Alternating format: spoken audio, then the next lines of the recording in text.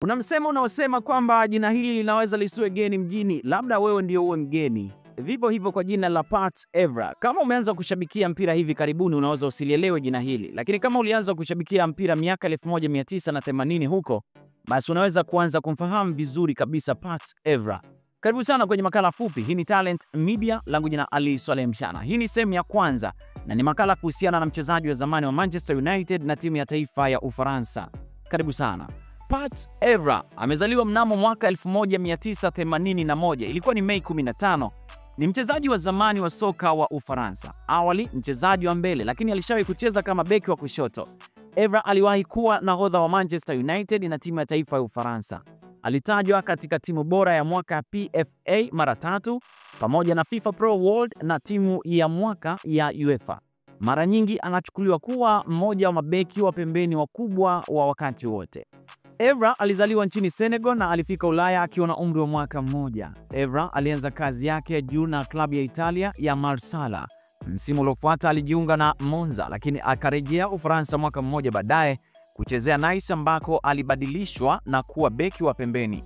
Mnamo mwaka 2002 alijiunga na Monaco na alikuwa sehemu ya timu iliyofika fainali ya UEFA Champions League, na ilikuwa ni mwaka 2004. Uchezaji bora wa Evra katika klabu ya Monaco ulifika kilele chake kwa kuhamia klabu ya Manchester United ya Uingereza Januari mwaka 2006, ambako alikaa miaka 8 na kushinda mataji 14, yakiwemo mataji 5 ya ligi kuu ya Uingereza na ligi ya mabingwa ya UEFA. Mnamo mwaka 2014 alijiunga na Juventus ya Italia, ambapo alishinda mataji 2 ya Serie A na kucheza fainali nyingine ya ligi ya mabingwa. Evra alihamia Marseille Januari 2017. Hata hivyo, aliachiliwa mnamo Novemba mwaka huo 2017, na hii ni mara baada ya kupigwa marufuku kushiriki mashindano ya UEFA kwa miezi 7 kwa kupiga teke shabiki kabla ya mechi ya UEFA Europa League. Kufuatia mkataba wa muda mfupi na West Ham United mnamo Februari mwaka 2018, Evra aliamua kustaafu kutoka kwa kandanda ya kulipwa mnamo Julai mwaka 2019.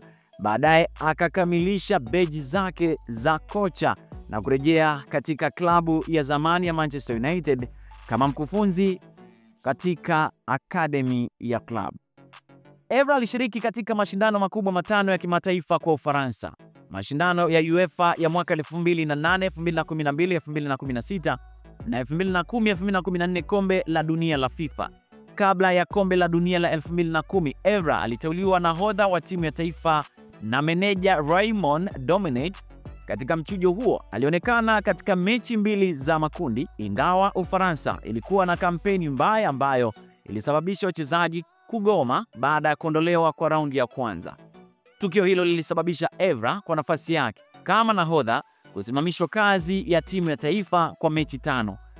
Evra aliweza kurejea kikosini na kufurahia kombe la dunia la mwaka 2014 lililofanikiwa nchini Brazil chini ya kocha Didier, Ufaransa ilipotinga robo finali.